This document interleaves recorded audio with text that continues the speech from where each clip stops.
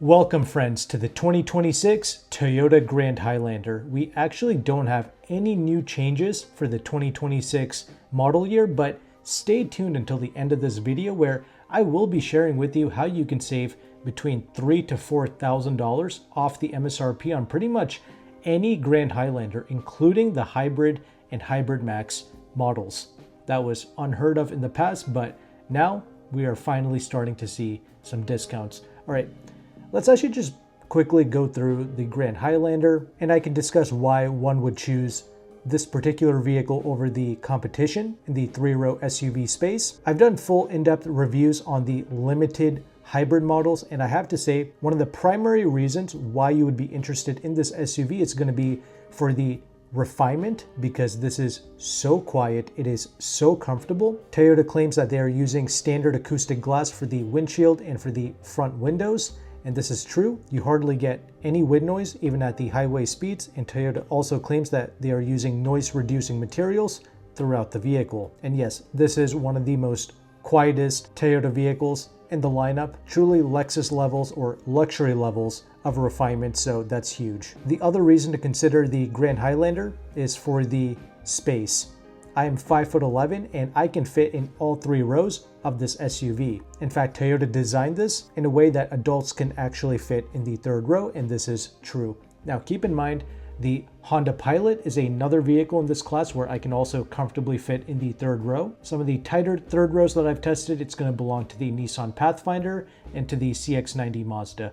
Also the outgoing Palisade and Telluride twins, I can also fit in the third row of those SUVs, but something I appreciate about the Grand Highlander is we also have a rather cavernous trunk, even with the third row seats up. And actually with the rear seats folded down, we have up to 97.5 cubic feet of space. So this is just a massive box for your family. It is so practical. You have so much cubby spaces and cup holders. You have plenty of legroom in all three rows. Just a really well-designed package, and you have three different powertrain choices. You have the standard 2.4 liter turbocharged 4-cylinder engine that's going to come with 265 horsepower, and the hybrid model that I tested, it's got 20 horsepower less at 245 horsepower. Then we have the very powerful Hybrid Max with 362 horsepower. I have not tried that. In fact, I would personally stick with the regular hybrid model to not only save money, but to also get the best fuel economy. You're going to be getting 36 mpgs combined. That is really impressive.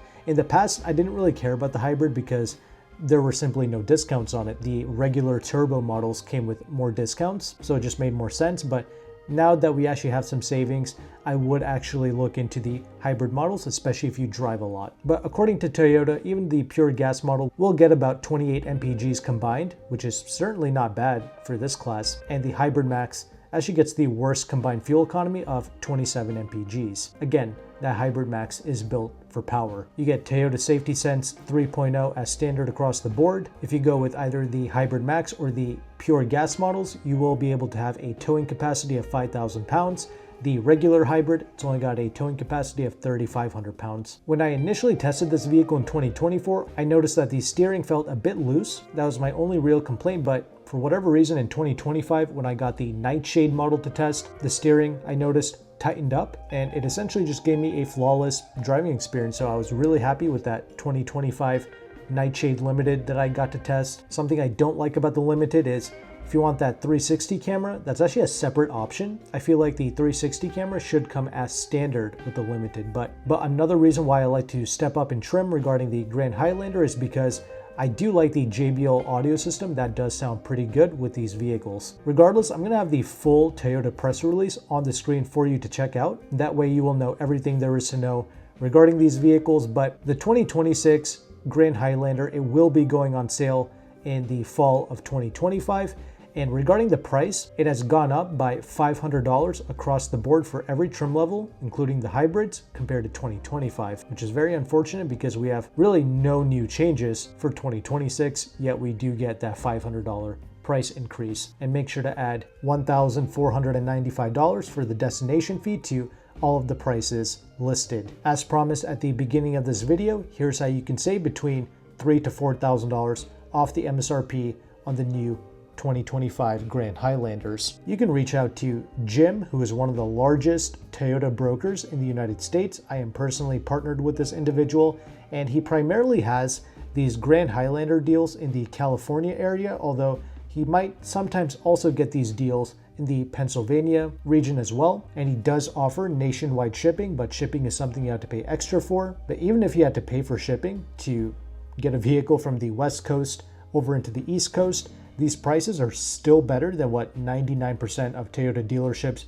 are able to do as of right now, because this is essentially invoice price for the Grand Highlander, and getting these discounts on the Hybrid and Hybrid Max, that's also incredible to see. For once again, one of the quietest and one of the most comfortable three-row SUVs in the class. And I know hindsight is 2020, but historically, these kind of Toyota vehicles, they've always had really good resale value as well. So getting any money off the top just helps out with that even more. Now keep in mind, even if you don't have to have the vehicle shipped and you are picking up locally, that's great. You're able to save on that shipping cost, but you will be having to pay Jim's broker fee to access these deals. He did say that if you text him and you mention my channel, Discerning Cars, he did say that he'll take some money off of his fee, and I really appreciate him doing that for my audience, because these are truly some of the best Toyota prices in the entire country. Not to mention, when you work with Jim, he's not just helping you save money off the MSRP, he's also going to help you with creative buying tactics, like ways on saving money off the interest if you're going to be financing. He doesn't just offer Toyota financial services